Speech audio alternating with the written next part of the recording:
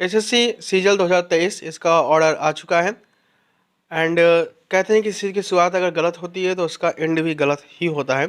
ये चीज़ पूरी तरीके से सीजल 2023 के ऊपर लागू होती है। सीजल 2023 की स्टार्टिंग से ही चीज़ें गलत हो रही थी। पहले केस हुआ एज रिलैक्सेशन को लेके, फिर बाद केस हुआ एक्स्ट्रा जो कम करनेस लिए गए हैं उनको लेके, देन फाइनल में क्वेश्चंस को लेके केस हुआ। अब आप चाहें तो इस मैं आपको सजेस्ट करूँगा, अगर आप जो है सीजल 2024 के कैंडिडेट्स हैं, डेफिनेटली इस ऑर्डर को आप पढ़ लीजिएगा। इससे आपको एक आइडिया मिल जाएगा। लेट सपोज वैसे तो इसकी पॉसिबिलिटी बहुत ही ज़्यादा कम है, क्योंकि एसएससी एक बार ऐसे क्वेश्चंस को डाल के एक अच्छा खासा ब्लेंडर कर चुका है। दोबारा ये काम नहीं करे तो ज़्यादा बेटर रहेगा, बट स्टिल अगर ऐसे क्वेश्चन दोबारा आते हैं तो इससे आपको आसानी रहेगी। मैं आपको हर एक क्वेश्चन की यहाँ पे बात नहीं करूँगा, क्योंकि 7 क्वेश्चंस हैं, फिर मतलब इसमें जो है क्वेश्चंस हैं, एंड देन वीडियो काफ़ी लंबी हो जाएगी एंड वो इतने वर्थ के भी नहीं है। उनका आंसर जब कोर्ट ने ही जो एसएससी ने जो दिया उनको सही माना, तो इसमें अब कुछ आई डोंट थिंक कि आगे भी कुछ हो सकता है। बाकी लेट्स सी। उसके बाद जो एक मेन क्वेश्चन है आपका हॉकी वाला क्वेश्चन, वो आपके लिए जानना ज़रूरी है कि आखिर क्यों जो है जो जज साहब हैं उन्होंने इसमें रिवाइज रिजल्ट जारी करने का ऑर्डर दिया। अब इसमें कई तरीके के हैं एंड इसके लिए मैं दोषी मानता हूँ केवल एसएससी को, ना ही जो कैंडिडेट सिलेक्ट हुए हैं उनको, ना ही जो सिलेक्ट नहीं हुए उनको।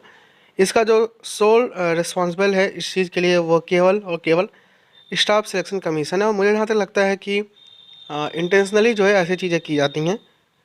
बाकी आपको ये क्वेश्चन जो कि हमारे मैथ के जितने बड़े से बड़े दिग्गज हो सके उन्होंने कहा था कि भाई ये क्वेश्चन गलत है, लेकिन आप देख सकते हैं एसएससी ने उसको सही माना। ये वीडियो का लिंक है, आप देख लीजिएगा, जिसमें कोई एक्सपर्ट है जिन्होंने इस चीज़ को जस्टिफाई किया है कि हाँ 29/25 भी होगा।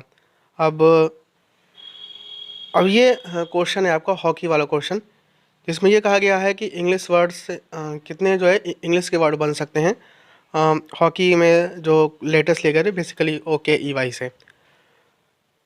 पहले एसएससी ने कहा था एक बनेगा, बाद में रिप्रेजेंटेशन गई एंड देन यहाँ पे बोला 2। अच्छा, मेरा एक पर्सनल मानना है एसएससी का रिप्रेजेंटेशन सिस्टम 2 तरीके से वर्क करता है। फर्स्ट, आप जितनी ज़्यादा रिप्रेजेंटेशन डाल देंगे उतना ज़्यादा एसएससी उसको कंसिडर करेगा एंड उसके चांसेस भी हाई होंगे कि उसमें चेंजेस हो, इरेस्पेक्टिव ऑफ कि वो कैसा भी हो। दूसरा जो इस बार काफ़ी देखने को मिला है कि एसएससी ने चैट जीपीटी का भरपूर इस्तेमाल किया है। अपनी तरफ से रिसर्च करने से बेटर है कि उस चीज़ को चैट जीपीटी में डाल दें, उसका आंसर मिल गया तो ठीक। तो उसके भरोसे एसएससी ने सीएल 2023 की लंका लगवा के रखी है। अब यहाँ पे पहले एसएससी ने 1 माना था, बाद में एसएससी ने 2 किया।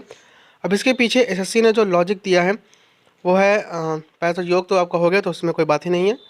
Okay okay is a tile based game है, जो कि टर्किश टाइल बेस्ड गेम है एंड ये फिर उसके बारे में बताया गया कि वो क्या होता है, कैसे सारी चीज़ें होती हैं। फिर उसके बाद जो है इसको ये भी कहा गया है कि कॉमनली जो है जैसे हम बात करते हैं हमें ओकी बोलते हैं, ओके तो everything is okay, Oki डोकी basically इनके कहने का भी हम नॉर्मली हम बोल देते हैं ओकी डोकी, तो उसको भी एक शब्द में मान लिया जाए। अब इसके पीछे पॉइंट नंबर 32 पे ये दिया गया है, ये क्वेश्चन आईडी हो गई हॉकी के हमें जो लेटेस्ट लेंथ है OKEY का। अब उसके यहाँ पे ये कहता है subject matter expert has reason that yoga is one word and other is okey dokey. यहाँ पे आप देख सकते हैं ये चीज़ बोली गई है। ये